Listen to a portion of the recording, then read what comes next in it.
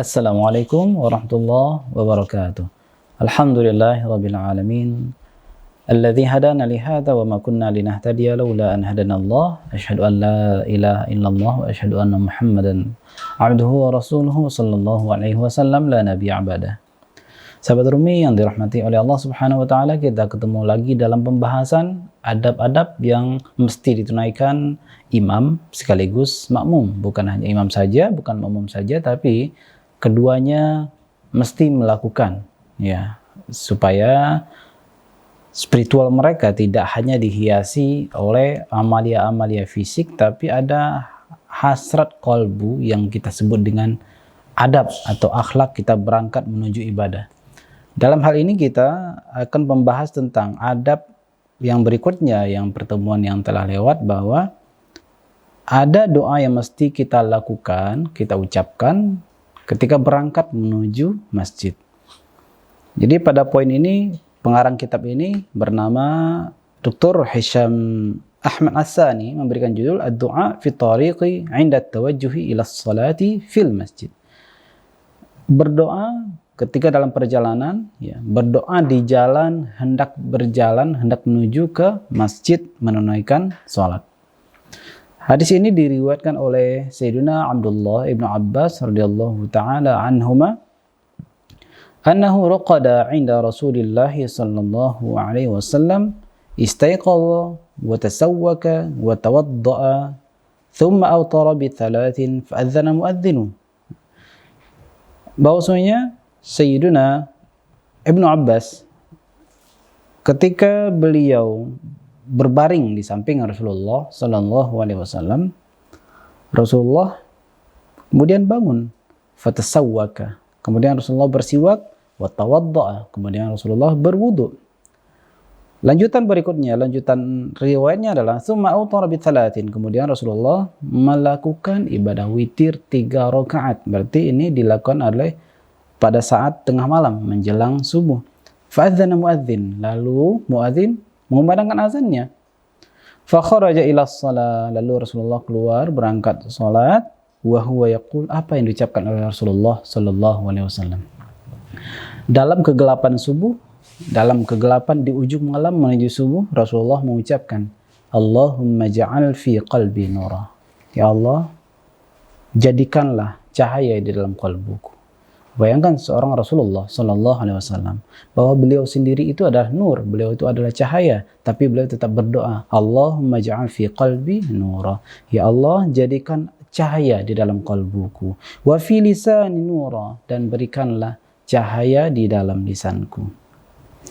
Apa maksudnya ketika Rasulullah meminta kepada Allah supaya lisannya diberikan cahaya? Meskipun semua fisik Rasulullah, semua rohani Rasulullah, semua yang berkaitan dengan Rasulullah itu adalah pancaran nur, pancaran cahaya. Tapi Rasulullah dengan segala ketawaduannya dan dalam konteks tarbiyah kepada umatnya, Rasulullah mengajarkan doa ini.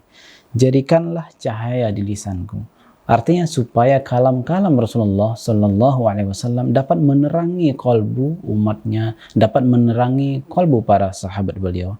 Waj'al fi sam'i nura, jadikanlah cahaya di telingaku. Maksudnya adalah bahwa orang yang telinganya dipelitai, diberikan pelita oleh Allah Subhanahu wa taala, maka dia akan mendengar yang baik-baik saja. Apabila dia mendengar yang buruk, maka dia langsung berpaling.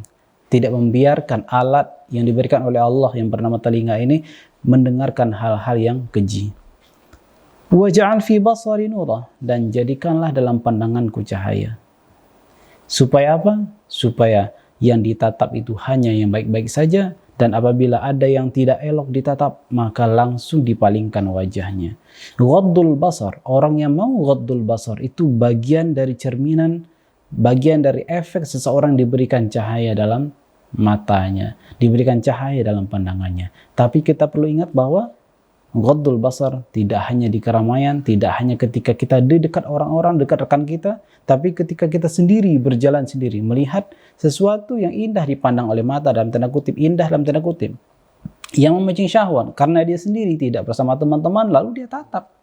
Ghaddul basarnya hanyalah ketika bersama. Dalam kesendirian, ghaddul basarnya tidak lagi. Di dalam kamarnya tidak kenal lagi ghaddul basar. Ghaddul basarnya adalah ketika dia berkeserban. Ghaddul basarnya ketika dia berpakai koko, berpakaian peci. Dan segala macam atribut-atribut yang menunjukkan dia seorang patuh beragama, tapi ketika dalam kesendirian, dia tidak lagi ghaddul basar. Mengapa demikian? Karena pancaran nur hanya sampai di lahiriah saja. Waj'al min khalfi nura wa min amami nura waj'al min fawqi nura wa min tahti nura. Dan begitu juga ya Allah, jadikanlah cahaya dari belakangku, berikan juga cahaya dari depanku, berikan juga cahaya dari atasku, dari bawahku. Allahumma a'tini nura, berikanlah aku cahaya itu. Itulah doa Rasulullah sallallahu alaihi wasallam. Sahabat Nurmin dirahmati oleh Allah Subhanahu wa taala. Baik, saya akan ulang lagi doanya sekalian untuk kita hafal. Allahumma ij'al fi qalbi nura wa fi lisani nura waj'al fi sam'i nura waj'al fi basari nura waj'al min khalfi nura wa min amami nura waj'al min fawqi nura wa min tahti nura Allahumma a'tini nura. Hadis ini diriwayatkan oleh Imam Muslim rahimahullahu ta'ala. Semoga bermanfaat dan bisa kita amalkan. Wallahul muwaffiq ila aqwamit thariq. Assalamualaikum warahmatullahi wabarakatuh.